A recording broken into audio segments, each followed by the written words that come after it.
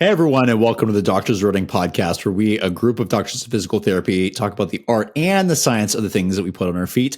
Today, it is a two-person episode with Dr. David Salas and myself, Dr. Matthew Klein. We are going to do a mailbag, which is one of our favorite things because we have some phenomenal listeners who love to email us questions, and we don't always have time to get back to them as quick as possible. So we figure, hey, let's pull this together and actually maybe make this into an informative episode so we can answer not only questions that the emailers have, but hopefully some information that might also answer some questions that all of you have. So David, before we get started, how are you doing and what's going on in your life? Yeah, same old for the most part. Yep. I kind of hit a rough streak with training where I kind of had to back off a little bit. I think I was just doing a little too much, trying too hard to do too many things, Yep. And I've had to scale back a little bit over the last month and a half or so. And we're kind of on the mend now, and I'm starting to run a little bit more. I ran 12 today. I mean, that's the most I've run in a while. So if y'all are following me, that's why my runs have been kind of sad. But they're getting a little bit longer, and trying to do our testing and stuff as normal. Good. I mean, mostly just normal stuff.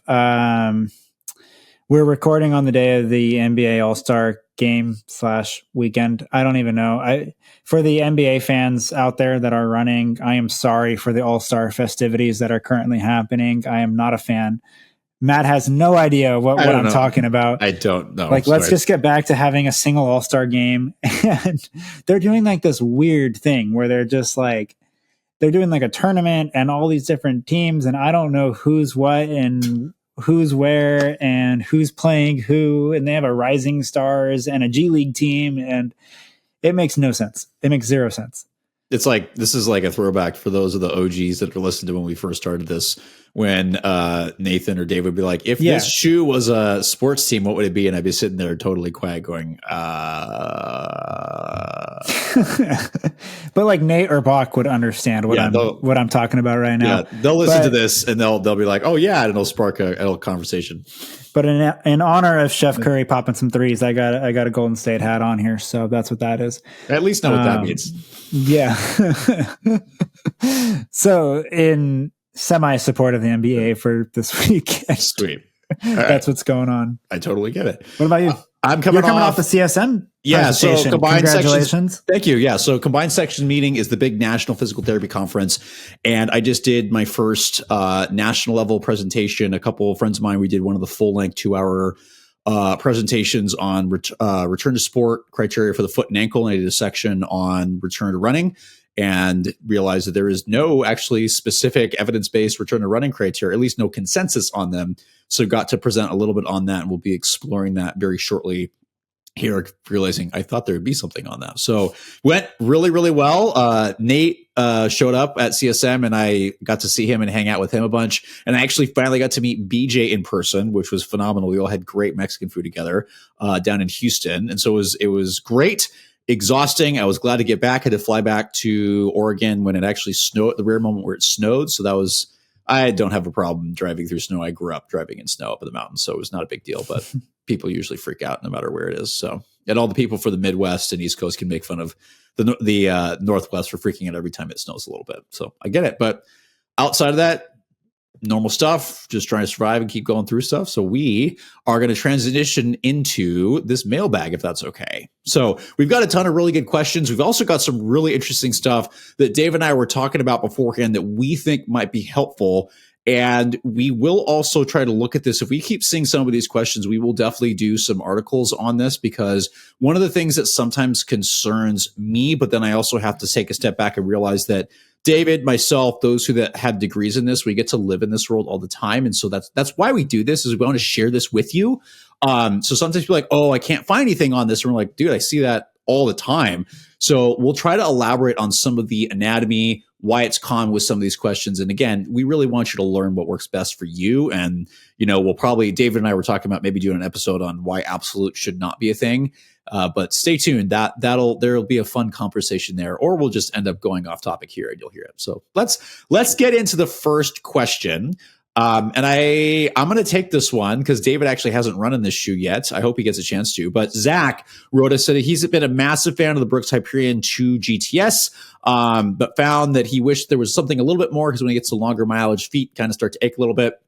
He was looking at the Glycerin GTS 22 from Brooks, which we still haven't got to run yet, but then saw that Puma released the Foreverrun Nitro 2, which I have got about almost 40, 50 miles on, and I've been very surprised I like it. Said he noticed that the height and drop was very similar to the Glycerin 22 GTS, so wondering if we've tested it and could provide any information on it. If he doesn't have the ability to test both. So I have not tried the Glycerin 22 GTS. From what I understand, it is quite a bit softer with the tuned DNA. Very similar stack height. Puma, I think they're both 38, 20. The Foreverrun 2 is 38 millimeters in the heel, 28 in the forefoot.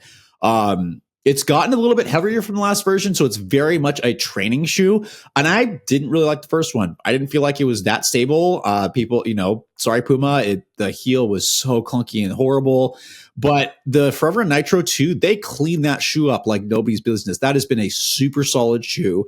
Whatever foam that they're using, even though they call it Nitro, does not feel the same as the last one, where the heel transition's very smooth. It's very stable without being that aggressive stability shoe that still feels like there's a little something in the arch, but without being aggressive. And it just keeps you centered throughout the whole shoe. I don't get those aches I usually get when I'm putting on a true stability shoe, but it's still absolutely great for longer runs. And the foam's bouncy. It's not like I can't run super fast in it, but if I want to go a consistent pace or long run, it's awesome. Upper's been cleaned up as well, so it's a little bit wider. So that's where the Glycerin series typically is, like kind of on that edge of being normal width, maybe a little bit like sometimes wider. Again, I haven't tried 22. The Forever Nitro does fit wider. It's got a little thicker upper, a little bit. It's really, they focused on comfort, but that transition is so much better. And it's not going to have that more aggressive post feel that the Glycerin, the GTS series typically have. Because yes, they use those guide rails things, but there's typically still a post. So you really feel a lot of pressure on the medial side and sometimes the lateral. The Foreverrun is going to be more guidance. It's going to be, it's got a better heel bevel than a lot of Brooks shoes. It's going to have a smoother transition, less of that mushy kind of really soft feel, more of the bounce rolling you forward really nicely with a wider fit. I've really enjoyed it. And thus far, we're only 2 months into the year. It's definitely become my stability shoe, guided shoe of the year. Yeah. I wish it was lighter. I like that at least the original was on the lighter side and there's not a lot of light stability shoes, but it's been really solid and I'm really enjoying it. And so we'll get that review up really soon. Hopefully by the time this airs, that will probably already be live. But yeah, I would really encourage you if you're looking for something that's bouncy, a little bit wider, and just really consistent, got a great underfoot feel, I'd really encourage the Foreverrun Nitro 2. If you just want that softer thing and you're okay with a little bit more aggressive stability, potentially the Glycerin GTS 22 might be the better option. Should we have like a comeback shoe of the year award? Ooh, that's interesting. That could be the subjective for today. Like, should we have a comeback shoe of the year award? Oh, and you were not happy with the first one. So yeah, I was not. But this is a complete 180. That for you to say that, especially in the stability category, that means a lot. Yeah, I would definitely agree with you. That's a great way of saying it. It's a total 180 from the first version. So Puma, great job on the redo. I think that's a lot of work went into that. So it's great. So yeah, by the way, for those of you who don't know, I saw this question on YouTube the other day going, what does subjective mean? And I think as PTs and healthcare people, subjective. Yeah, we kind of forget. Subjective is usually like, so when you're doing an examination with a patient, the subjective portion is the talking. You're trying to get information. It's just, it's the talking component. Like what's happened, what's the history of this injury, like what are aggravating factors, easing things. So that it's just the talk. It's like a talking point, basically. So yeah. So I think what would be the comeback shoe of the year for everybody in our subjective? Let us know below and wherever you're listening. Cool. Sweet. So I'll take the next question here. I'll just read it off, and then we'll probably both have something to say, I'm sure. Yep. This one comes from Jeff. What's up, Jeff? This one is I feel like all the questions this week, they're all pretty bulky. Mm-hmm. Is there any significance to the center line of a flexed carbon shoe? If I flex different shoes anchoring at the toe and the heel, the shoe breaks at different points along the sole. Asics Sky Paris centerline is at the middle of the sole under the arch. Adidas Adios Pro 4 breaks a little in front of the metatarsalphalangeal joint. The Alphafly 3 center line is at the forefoot, slightly behind the MTP joint. I'm just saying MTP because metatarsophalangeal is not exactly the most fun thing to pronounce over and over again. Yep. I am unsure how flexing the shoe flexing the shoe at the heel and toe is valid. However, I think it may correlate with the most flexible part of the plate, which could impact stress on the foot or the shoe's performance. I saw some images of a shoe flexion test with the toes clamped. However, that appears to bias more stress on the fronts of the plates and not necessarily the most flexible part of the shoe. Could you share some insight on this theory? I'm just going to start by saying that is not a hard science at all. How many times has someone gone into a local running shoe store, grabbed it, and been like, "Bam!" Can I make a point really quick? So for those people that have worked in the running stores, if you, as someone who's done that, if you are walking into a running store, absolutely do not walk in there and bend it like that, because that test is garbage. It's not valid because the shoe isn't weighted. Shoes will bend in very different ways as an interaction between you and the shoe. And that's when you're weight bearing it. If you take it in a non-weight bearing situation and then you bend it, where you're bending could be where the most flexible part of the shoe is, which could be where the most flexible part of the plate is, where the most flexible part of the sole. It could also be just an abnormal placement of your pressure, because I guarantee you that you are not reliable, and neither is any other person pushing a shoe together. So no, it's absolutely not valid. Please don't do that, because if you do that, you will create an artificial flex point in the shoe. And then I can't tell you how it's going to operate after that. So don't do that. Don't screw it up. But David, I interrupted you. What do you think? No, and you shouldn't do that. Someone broke my boy Connor from Running Warehouse's Endorphin Elite 2s. I don't know who you are. If you're listening to this, don't do that. He told me that when this was back in November, he was going to wear his Endorphin Elite 2s, and he was like, someone broke them. They went and bent them. Anyways, sorry. That is a tangent. Shout out Connor. Yeah, please don't do that. Yeah, this is not valid at all. And it's it's not in the correct state for it to even be valid or reliable. So no. Yeah, what I will say though is different companies do focus on stiffness in different areas. And that is something that companies do look at internally. That is truly something that they look at. Where do they want it to flex? How stiff do they want it to be? You had brought this up previously with some of the stuff from Jared Ward in a previous episode.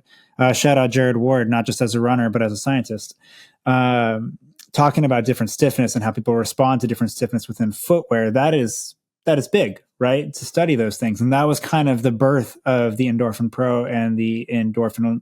Oh my gosh, I almost said Elite. Okay. Endorphin Speed. Yeah. Endorphin Pro and Endorphin Speed from Saucony and that lineage. And that is something that they look at. That is something that they study, but they don't necessarily care. The way that you run and your biomechanics, you're not going to break that plate. You're not going to put it in angles that jeopardize it in that way. And if you do, it's probably going to be something that's a little bit fluky. Maybe you stepped off of you're stepping onto a curb and you're in some dramatic range of motion and it's at an angle, just the right angle to snap it or something, or it's a pothole or, but for the most part in controlled studied environments, those things aren't going to break, but they study the forefoot bending, longitudinal bending stiffness. They do look at those things, but they're not really looking at where it's going to break and why. And that's not exactly of the most importance.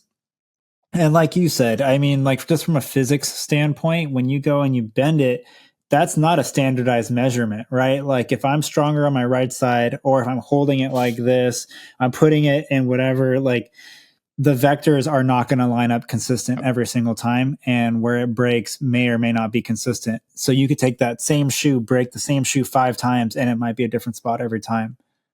I will say also that I'm not discounting what's called the anterior posterior forces in gait. So there's different forces that occur when you land on the ground. There's the ones that are the vertical ones. There's one in the horizontal plane, and those are usually called the anterior posterior forces. Yes, there are some, but the amount of force that you're putting through the shoe shoe is not designed to be loaded in that way at all. Right. And so again, the way companies look at this is they actually have devices that load the shoe and bend it, very similar to how with appropriate weight and bending, especially through the forefoot, to see where is it actually bending under load and what happens to that over many. They'll do repetition tests where they keep going a certain number of foot times to try to replicate what a runner would do, which how valid it is, I don't know. But they're going to do it under load, not unweighted pushing together. So this is not a valid test. I think what would be way more valid is put it on and roll through it, like actually running it. If you actually still feel it bending in an abnormal spot, that's a good reason to go, this is not the shoe for me, because you want the shoe to line up with your mechanics. And somebody asked me this the other day going, hey, you guys have talked about how plates are typically going to work better for you if the curve of the plate lines up with your first metatarsal phalangeal joint. And they're like, how do you know that? I'm like, we don't really have a great way to do that. Put it on. Put the shoe. I don't know how many times, not to be upset, but this is the same thing with wear patterns or with also put this shoe on and see if it's comfortable or not. If it doesn't feel good, I can tell you there's probably a good, it's can very highly suggested based on the comfort filter that it probably isn't lining up with your foot. If it hurts, take it off, So I don't know what else to tell you. Don't make it so complicated. We were joking before coming on air that this was going to be a slightly unhinged episode. I feel like it's starting to head in that direction. Yeah. So Jeff, I hope that answers the question. That I would really encourage you not to do that test, and I would encourage you to, if you want something more valid and reliable, put it on your foot. Valid, reliable for you. Put it on your foot. See how it feels underfoot. Is it flexing in the right spot? Does it feel comfortable for you? If not, that it's not a shoe for you. That's as much crazy research as we have. It all comes down to, does it fit well and does it feel comfortable on your foot? And if the more you learn about what feels good, the better you're going to be able to go, this is not going to be it. But right. Let's move on. I think it's pretty. Don't do that test. So Andrew asks, he says he's looking for a specific shoe. It sounds like he's having some calf issues, which fortunately he's going and seeing a physiotherapist for, which is great. That's awesome. He's doing some strengthening, but typically it sounds like some lower drop shoes. So he's running in the ultra paradigms. He's noticing his calves get really tight after that. He tried the Tempest 2, but found the toe box too narrow, which I also totally agree with, and then settled on the Nova Blast 5, which he was happy with. He says his calves are not getting as tired, but he says that it just feels less stable, especially on one side because it feels a lot softer, which softer shoes typically tend to be a little bit less stable because there's more compression. You may move a little bit. That's not always true, but typically that's more on the true size. And notices also he's getting some, because of this, fatigue in his hips on the opposite side, and is using these in different ways. So he's trying to figure out, does he need a more stable shoe to lighten his hips up, or does he need to think about maybe a shoe that's better matched for him with long runs? Does he need something that maybe is a little bit higher drop? So there's a couple questions here specifically related to calf fatigue and hip fatigue. So David, with the stuff that the brief synopsis of this in terms of trying to run for longer distances and trying to figure out whether he needs more stability or something else, what are your initial thoughts on this question? Yeah, I think the key word that you brought up a few times is fatigue. Mm-hmm. Whether it's calf fatigue, hip fatigue, whatever, fatigue is fatigue here in this situation. I think you kind of have to look at where you are in a training cycle, what you're used to doing, what is progressive overload. That a shoe in itself isn't necessarily going to save you in this situation. If you're used to running 3 to 4 miles, they didn't exactly put what they were running as longer, did they? 12. They're hoping to get to 12 to 20 mile runs. Right. So if 3 to 4 is what you're doing. Yep. I mean, 12 is literally 3 to 4 times more of distance. It might seem trivial because the numbers aren't that far, but even for someone like me, I know the difference between 8 and 12. Yep. I know the difference between 4 and 8.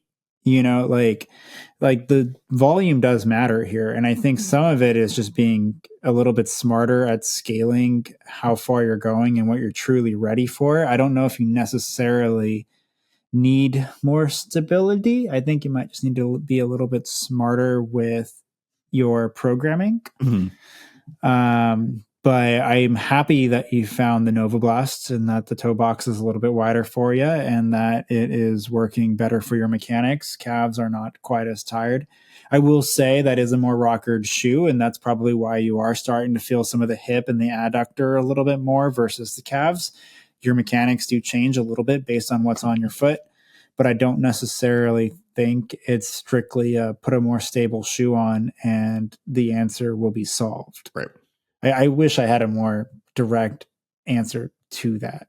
I think that's something, again, when we Dave and I were talking about the challenge with absolutes, I think that's a great thing to realize, hey, we love to focus on shoes, but there's also an endurance and a training component. Is if you didn't give yourself enough time to jump into this stuff, yeah, you're going to fatigue. And it makes total sense that Andrew's having some fatigue in the foot. And yeah, some mild pronation isn't necessarily the biggest thing that's going to impact calves because that's more like side to side, but calves can certainly get into that motion and get fatigued.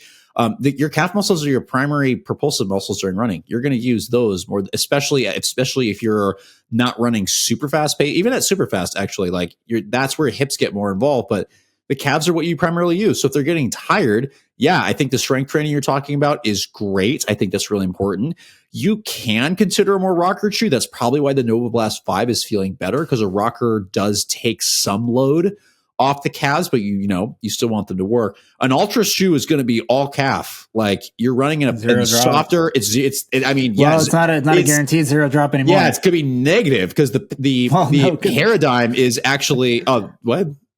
Well, Paradigm zero drop. I was saying it's not a guaranteed zero drop anymore because Ultra doesn't only make zero drop anymore. That's fair. But the Paradigm actually could be, depending on your mechanic, could be negative drop. If you are a heavy heel striker and that shoe's not firm, it's on the softer side, you're going to actually create a negative drop shoe, which you better make sure your calves are really conditioned if you want to go longer for. So a rocker shoe with maybe a little bit higher drop might be an option. If you don't want to go something as high as 10, I talked about how much I'm loving the Foreverrun too. It's not the lightest shoe because there's not a lot of light stability shoes. I think, correct me if I'm wrong, I feel like the Hyperion GTS is like the only light stability shoe. I mean, the Tempest is obviously not working because the toe box is too narrow. How heavy is the Newton?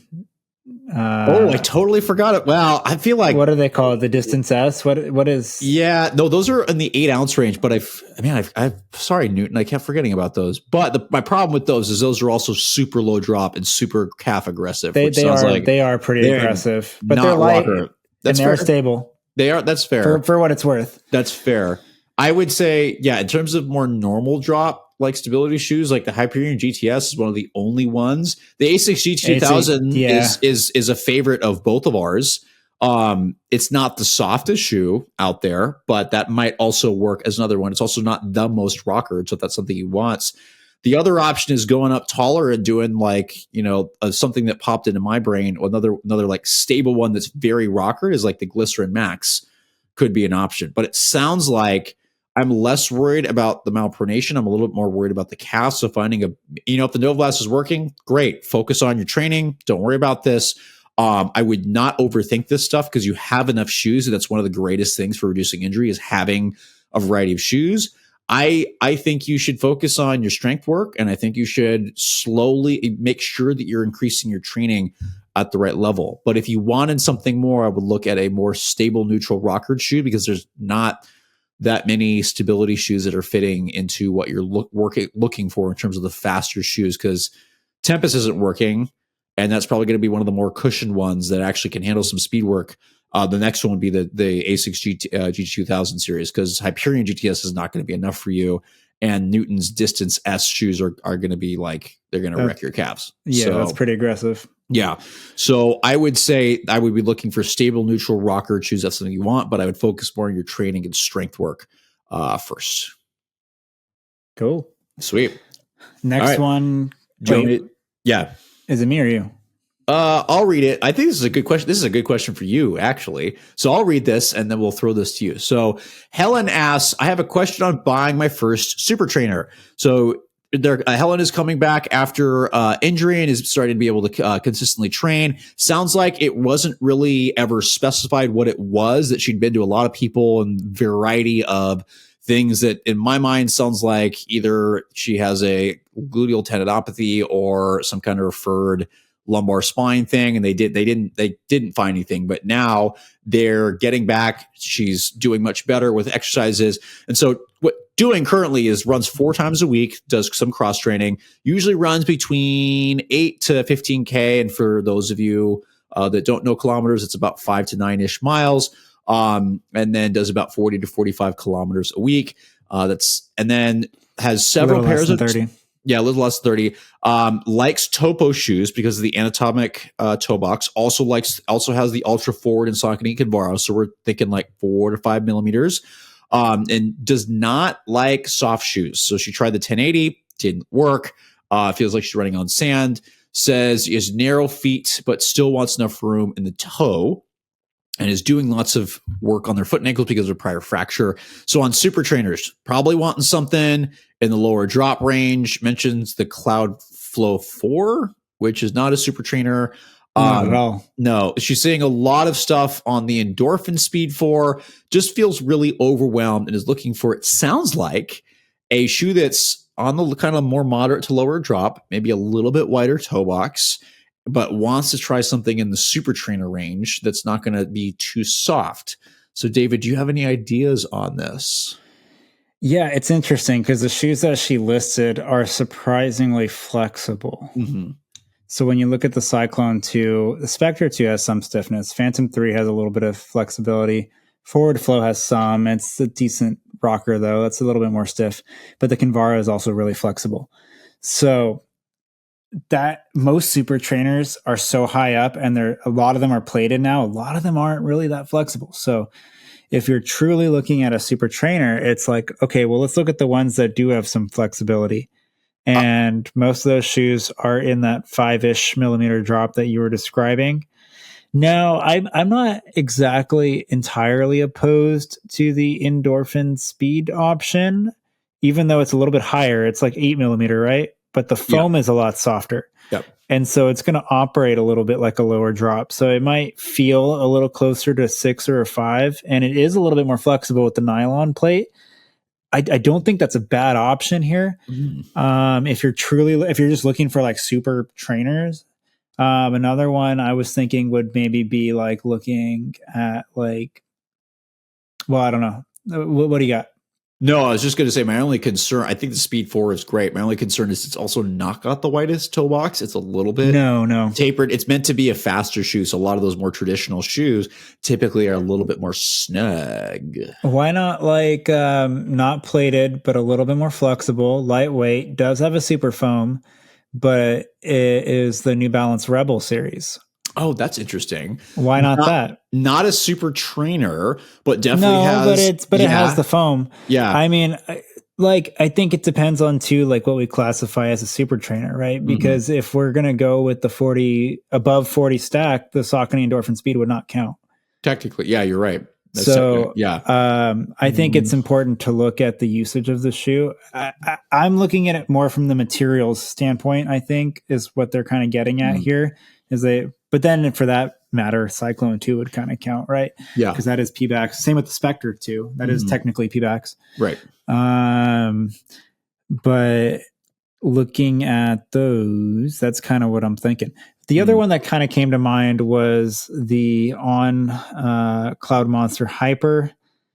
It's not the most ideal on the parameters, but it kind of works. I'm surprised you didn't say this earlier. Plated. I was waiting for you to say that. Oh, no. I was thinking it, but it doesn't check all the boxes, right? And that toe box isn't the widest. It's not narrow. It's just very normal. I feel like there's a decent amount of volume in the shoe, but the width isn't super wide. So that would be something you just have to try that shoe on and see. But that is a super trainer. It's over 40 millimeters of stack. It's got the Helion HF midsole. It's very cushioned. It's max, it's a max cushion shoe. It's firmed up a little bit with the Cloud Tech, kind of wraps around, gives you a little bit of stability, and there's no plate, and there's a little bit of flexibility up front for how much foam there is. Again, a lot of the shoes that have that much foam are naturally going to be stiffer just because they have a bunch of foam. So plate or no plate, it's a lot to bend. But compared to a lot of the super trainers in the market, that one probably is one of the more flexible options. 6 millimeter drop? right? Oh, I don't remember. See, I think that's it was 43 millimeters, I think, in the heel, but I don't remember what the forefoot was at. Yeah. Can you double check that really quick? I can do it real quick. Yeah, I'll pull it up right now. Because honestly, that was the one I was thinking off the top of my head, because that's what came up in my head too. That was the first thing, but I don't know, just based on the other shoes that she was listing, that's the only reason why I didn't say it first. No, it's fine. I think to be honest, a lot of the other super trainers are going to be way too soft. They're going to be and a lot of them unfortunately have a tapered toe box where you could try to get out of that, but based on that more, I'm surprised. That was luck. 6 millimeter. Was that a guess? Was that a wild guess? You just tossed it out? Yeah. Yeah. Per us, it's 44-38. Yeah. 6 millimeter. I feel like based on what she's running in and based on not wanting a soft shoe, which the majority of super trainers are, like, I don't know why when she was talking about like 5 millimeter drop, I'm like, what about you're talking Cyclones and Kinvaras, and it's like the exact opposite type of shoe. Yeah. I was thinking like, what about one of Hoka's trainers or Puma or and I was like, nah, those are going to be too soft.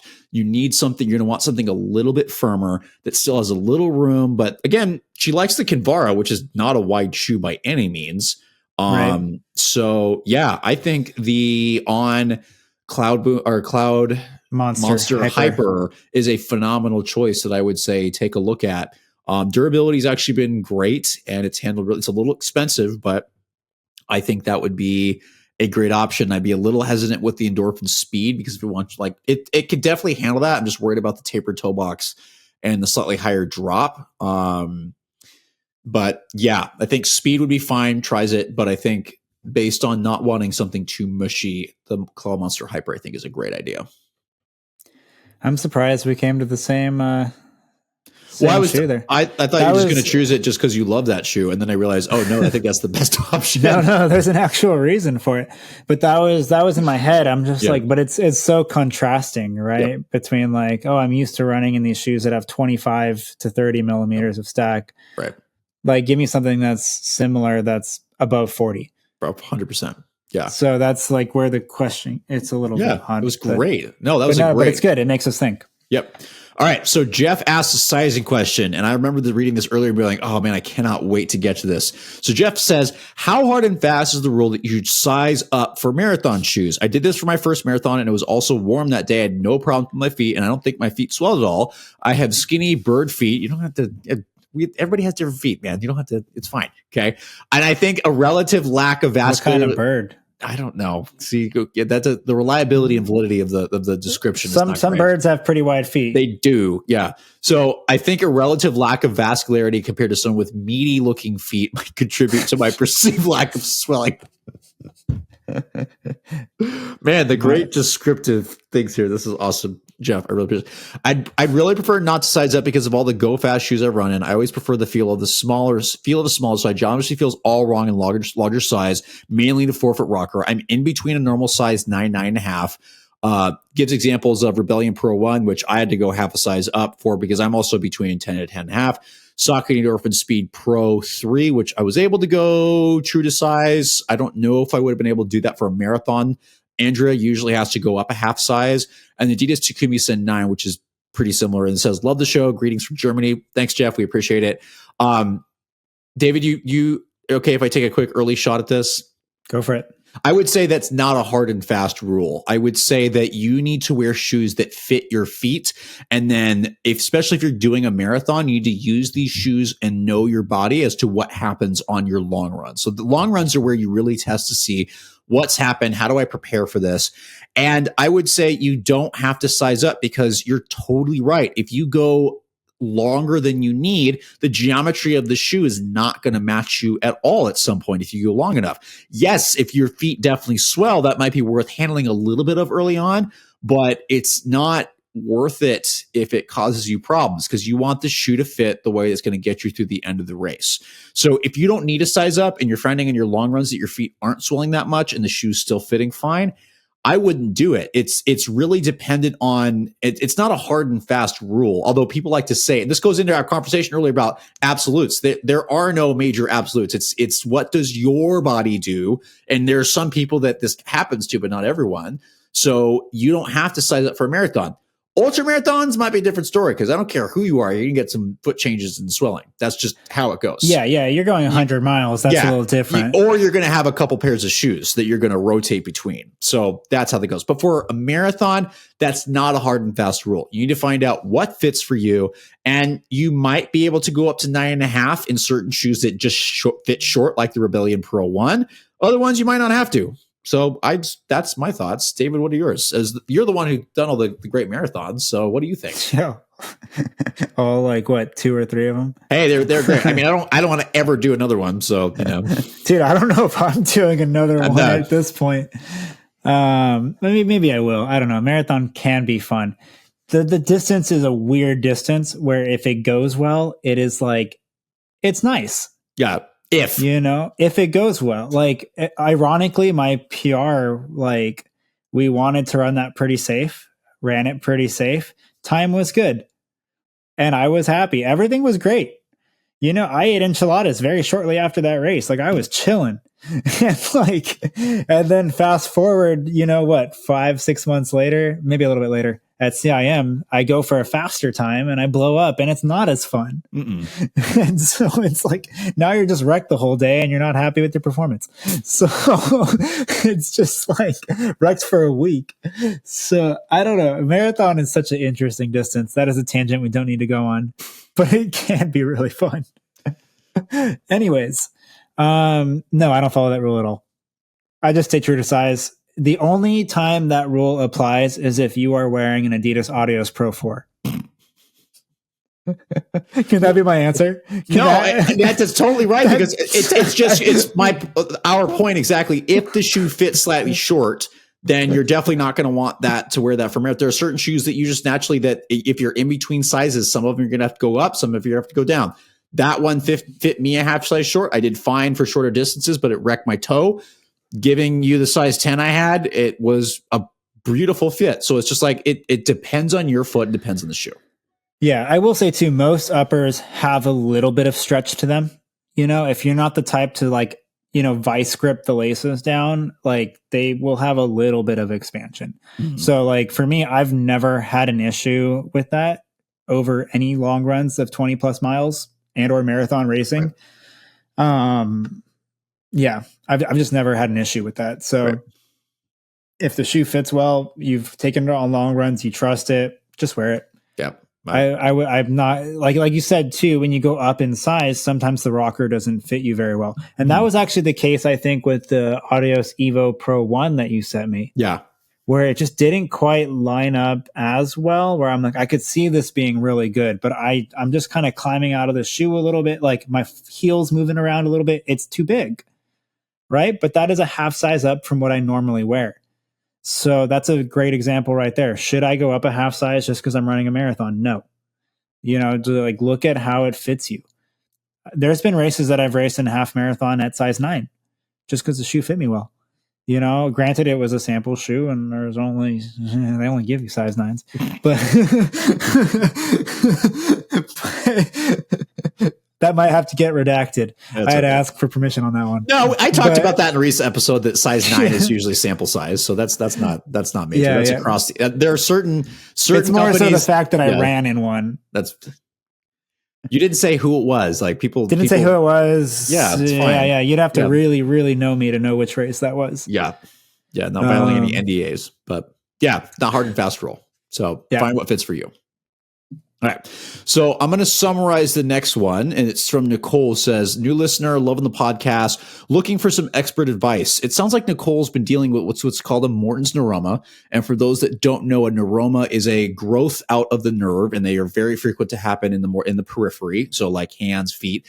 Morton's typically happens between the third and fourth metatarsal. So like of your foot, like I'm pretending these are like my toes. For those of you watching, the long bones in your foot, it can typically occur between there. We are not 100% sure why they happen. There's some theories that maybe it's because you're wearing narrow shoes or there's compression because tissues usually grow out in response to stress. So that's been some of the theory, but we don't really know. Certain people tend to be more at risk for them than others, and we're still trying to understand who that is. And there's some emerging research on this, but has a Morton's neuroma.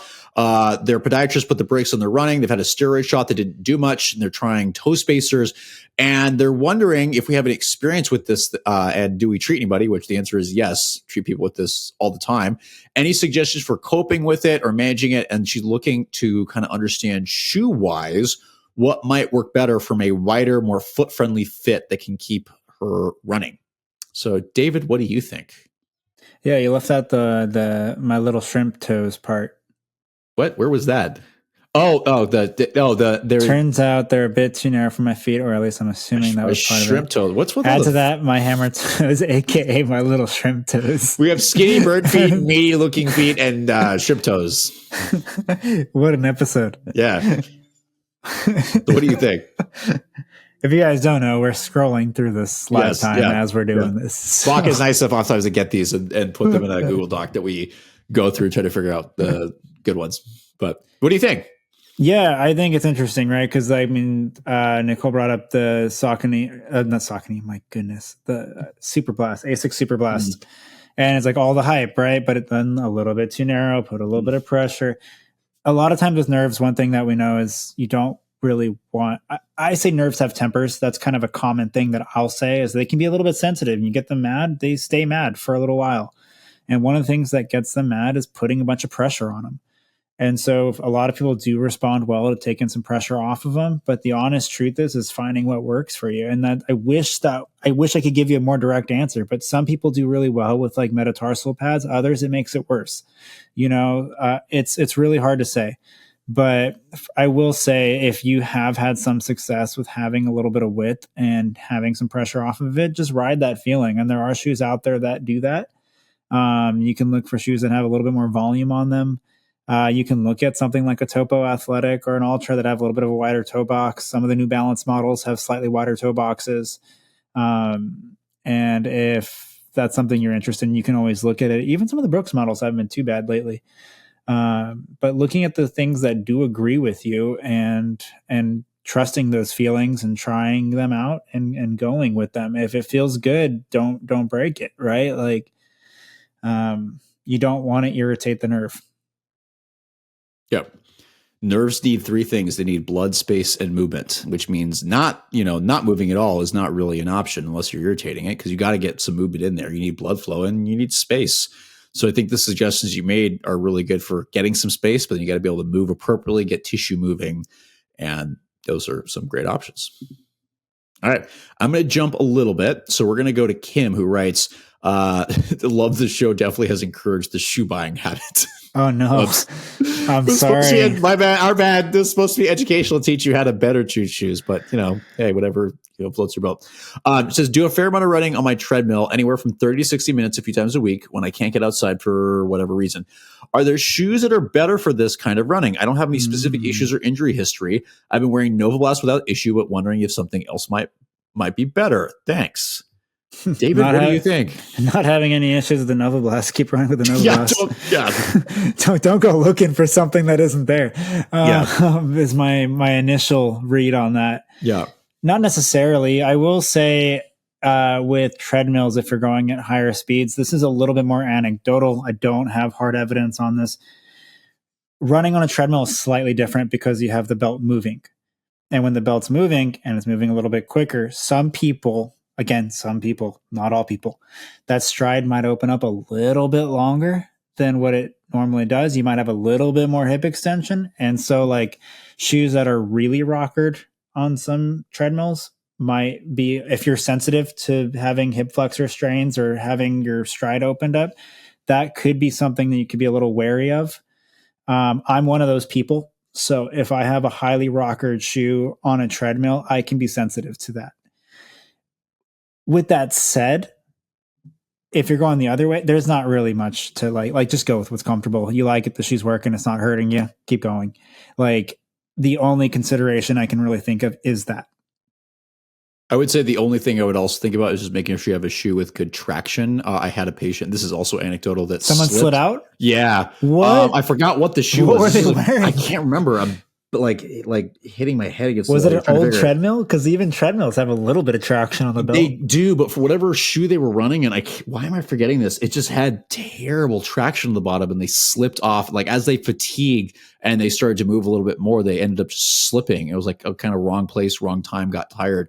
But that'd be my other thing. Just make sure you have they traction. slipped on the platform, like the belt didn't slip. No, sometimes older treadmills, the belt will move. That might have been it, actually, but I think it was the belt was fine. It was just for whatever reason the shoe was already feeling a little slippery, and then as they got more fatigued, they ended up slipping off. My goodness! So yeah, just make sure the shoe has good traction. Nova Blast actually has fairly solid grip on it, so I'd say I wouldn't overthink this. The only thing I would tell you is that if you're using this for a race or whatever, just make sure you're training in the shoes you plan to utilize and are most comfortable. But outside of that, there's no evidence that I know of that suggests that you should use a specific shoe for treadmills. So no, I would not overthink it, and we're not going to encourage the shoe buying. Just you're doing fine. Just do without it. Okay.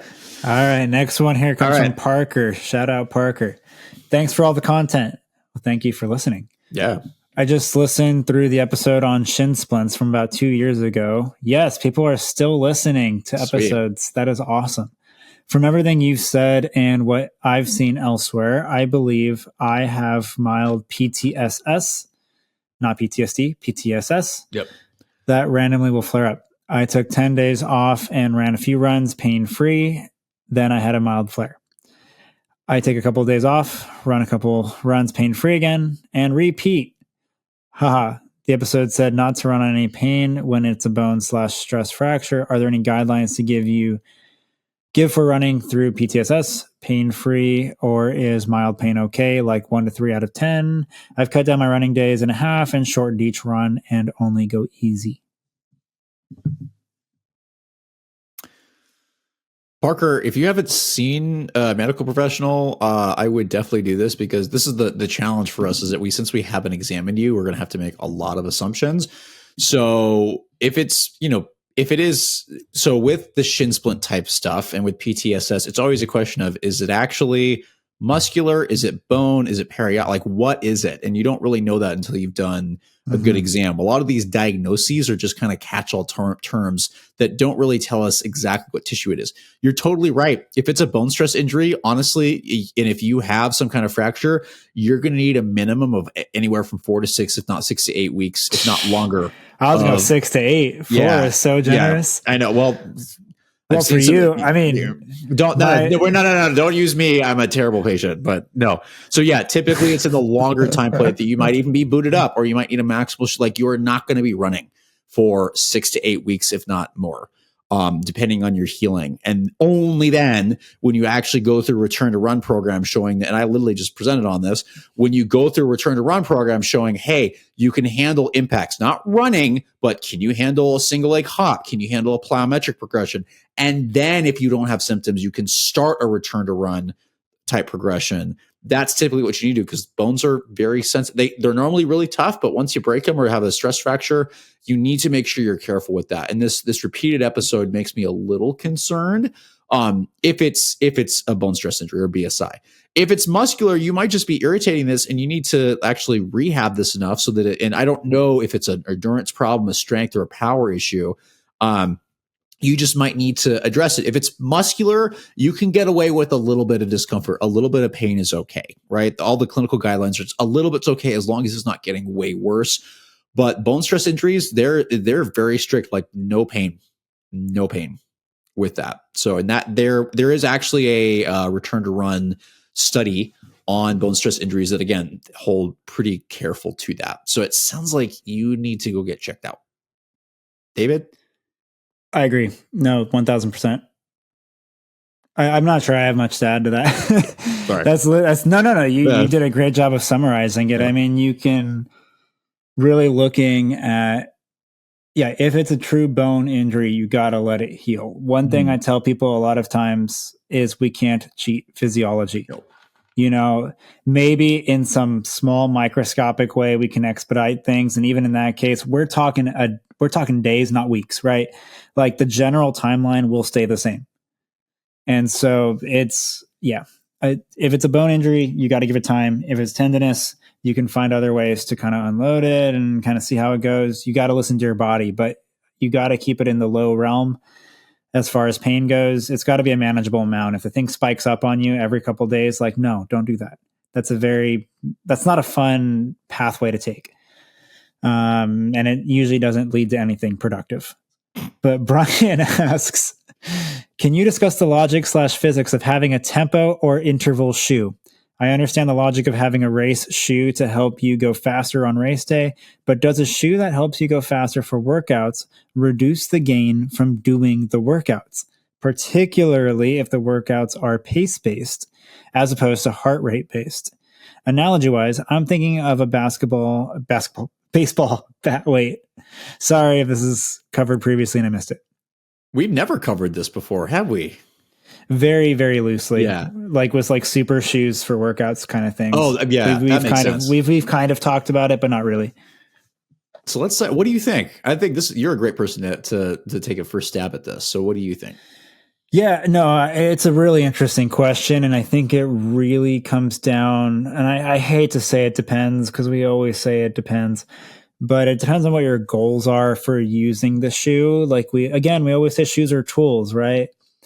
If the goal is to be pushing race pace and create a type of adaptation, there's nothing wrong with wearing a shoe that's a little bit more economic because you're going to be racing in that shoe anyways. And so if you can have a little bit more economy, run a faster pace and push that line and kind of just keep nudging it, then great. But you got to be pushing that line, I think, because if you're just doing sub-maximal stuff in stuff that is more economic and you're never really pushing to that threshold, then the economy kind of goes out the window when you go to actually use it versus like using something that's less economic at the same pace or same heart rate, whatever. In both situations, the metrics probably still line up somewhat. You probably get a little bit more out of it at sub-maximal loads doing the less economic version and then going to something that's more economic for a maximal effort. But if you do nothing but sub-maximal efforts and sub-maximal, I guess I should probably define that. I'm looking at more kind of like lighter tempo stuff. We're not talking hard intervals at like 80 to even like 90% VO2 max, 5K and under kind of pace. Well, 5K is even over 90% shoot. We're talking like manageable paces here, like a little bit slower than marathon pace probably. The honest truth is when you race, your percentage of what you're operating at is pretty darn high. That's why people pay attention to lactate threshold and how much lactate you're producing, because you are dipping into those energy systems. It's not purely aerobic. I'm going on a tangent. Anywho, there's logic to both. And I think as long as one isn't jeopardizing the other, both situations are okay. So like if you're trying to break 4 in the mile and you need to be used to hitting 59s and you're going to be racing in spikes, you should probably be in flats or spikes so that your legs are used to putting that much power down. I know this is a very niche population, but it's just I'm using extremes to kind of get a point across. You should probably be in something that's a little bit more specific to what you're trying to do. Now, if the goal is to break a 3-hour marathon or a 4-hour marathon, and you're really not going to be pushing into those anaerobic mechanisms as much, you could totally justify not using the more economic option of a super shoe or something that's a little bit more tuned for workouts and running something that is more manageable, and you're using more aerobic source anyways, and you're kind of in a sub-maximal effort. And then as you create adaptations within that, assuming you've practiced in the super shoe, you could probably transition to the super shoe closer to the race and have a little bit more of a greater outcome. That is not a hard science. This is 100% anecdotal. We don't really have hard data on this. I want to preface that right now with what I'm saying. But I don't know. You could justify either. But if you're trying to run, let's say you're trying to break, again, if I go back to the 4-minute mile example here, if you're trying to run sub 60s in your trainers and you just can't do it and you're dying and you're running 62s, well, even though you're in trainers and you're dying and you're running 62s, that doesn't really help you run 59s. You know what I mean? You get 1,200 into a mile. Anyone who runs middle distance will tell you like that starts getting really hard regardless. And so like harder isn't always better. sometimes it is better to go with the easier option if it means you're pushing that needle for that higher performance mark. And that can be for the marathon too. I don't want this is not exclusive to the faster paces and distances. I think you just have to ask yourself what the goal is of what you're using and where you're at with that. Hopefully that answers the question. Does that answer the question? I think it does. Can I also take a stab at it? Yeah. So one of the things that I always think about, because I was a late start to cross country and track. I really started my senior year of high school and then jumped into college, and I didn't know anything about. And so I would do everything in trainers. And then I later on started geeking out about shoes. I'm like, oh, I totally want to have a lighter shoe for workouts because I want to get used to racing to what I'm going to be racing in. And there is actually some evidence for that, you do tend to adapt most of the things that you train in. However, that's not without consequences. So the more time you spend in super shoes, there is going to be some degree of less benefit you're going to get from them. Whereas if you train in other shoes and go to them, the other shoes, the more traditional trainers or what have, even a lightweight trainer is going to may give you a little bit more training benefit. But you have to decide what are the pros and cons of that. So, the trainer may leave you more sore afterwards, and there is more muscle damage that happens with that stuff versus the lighter weight or the super shoe is going to reduce that. So it's not just having more stimulus is a good thing. It's finding out what works for you. But if you've never run in your race shoe and you suddenly put it on to go do a marathon, right, your risk of injury is significantly high because you did the number one big no-no is you changed to something at the last minute that you have no experience in. So a tempo or interval shoe is a great shoe that kind of balances between those two if you can afford it, because you're starting to ask for 3 different pairs of shoes.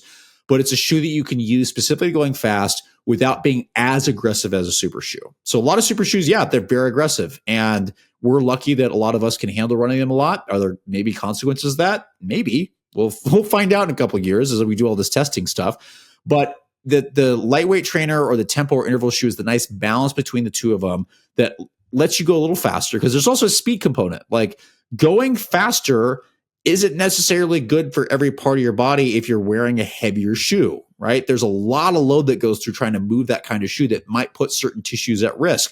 And then suddenly transitioning to a lighter shoe all of a sudden also puts stuff at risk. Speed and something really fast can put a very high load through muscles, especially hamstring. It's not uncommon that like sprinters or runners who haven't worn their spikes in a while go to do this stuff and then suddenly like, oh, my hamstring, my calf. It's like, well, because you're not used to moving at that speed. Because with a heavier shoe, you're going to produce more force, but you're not going to move as fast. And that speed creates a different load. So the tempo interval shoe, if you're running faster, or you just want something to make you feel lighter so the workout goes through a little like mentally easier, is kind of where that balances out really, really well. A lot of people will just have their trainer and their super shoe and they'll do all their workouts in their super shoe, what have you. But if maybe the super shoe is not something you can run in all the time and stay healthy, that's where maybe some of these tempo or interval shoes might do well. And I'm also going to argue a lot of the tempo or interval shoes actually make much better half and full marathon racers for a lot of people that maybe those super shoes aren't appropriate for, because they're not designed for a lot of people running a 3 hour, 3:30, 4, 5 hour marathon or what have you. So I'm not trying to be speedist or say, oh, you can't wear it. Like, if it feels great, wear it. But just know that those shoes aren't designed for everyone. And so a lot of these shoes actually might be better. And you should think about, if you're doing faster workouts, you want to, as best as you can, try to emulate what you're going to be doing on race day, because you need to get used to that stimulus. Like, if you have a super shoe, you need to go take that on some long runs if you're running a marathon. Do not just like jump into the marathon having never worn those before. If you want to finish, you need to use that tool and learn how to use that tool. And David mentioned this, they're all tools. So it just depends on what tool you want to use and how things are working for you and when you want to use it and how you want to use it. How's that? That was great. Sweet. All right. Wait. There's one question at the very bottom there. Wait, which one do you? Oh my gosh. So David asked Santa Barbara or Houston tacos, because I just went down to Houston and we didn't have tacos. We actually had fajitas with BJ and Nathan and I. So I don't know. I'm going to have to give Santa Barbara the nod, because just by default, because I have only had tacos there, but I don't remember how they were because it's been a minute. So I guess Santa Barbara. Sorry, Houston. Don't don't hate me because I just didn't try it. So they get it by default. Filled that in right before the episode. Yeah. So for those of you that want more taco content, I'm going to suggest you follow David, who's the expert on tacos. And actually, Bach, we should have an episode between you and Bach where you two meet in person and then you debate like where the best tacos are. Like that would be great. Doctor's Running does tacos for sure. Yeah, I go to Colombia. He comes here. And does Colombia have good tacos? I don't know. Probably not. No idea. I'm not gonna. That's not a step at Colombia. I'm sorry. An entire state stops listening to us. Not Colombia, but Colombia, South Carolina. Yeah, South Carolina, not Colombia, Carolina, the country. I'm sure. Sorry. I can't talk anymore. I'm tired. Just said state, country, whatever, city. By the way, fun fact, as of this moment, Bach is the only person on this team that I have not met in person. And so we're going to have to make this happen soon. Although he has a great way of trying to get out of when we try to pull him on here. So he's good at evading us. He is really good. So if you want to see Bach on an episode, let us know, comment below so we can harass him and give him a hard time because he is a phenomenal human being. But as always, we really appreciate you listening and hope this stuff is really helpful and helps you figure out kind of what uniquely works for you. This is really educational content. We don't want you to come off as thinking we're trying to sell shoes and stuff. We want you to find what works best for you and however that is. Our content is all over the place. You can find us in various social media sites, Instagram, Facebook. YouTube is one of our common, really great ones. LinkedIn is still blowing up, and I give Bach 100% credit for that. I talk about this every single time. If you want to see the podcast, this is typically the recording is released generally on Sunday. Am I doing this right? It's Sunday. Sunday recording, release on Wednesdays, I think. The video is usually released on Wednesdays, so you can find any of the audio recordings on Spotify, iTunes, any of those places, and then video can always be found on YouTube if you want to actually see us with a video there.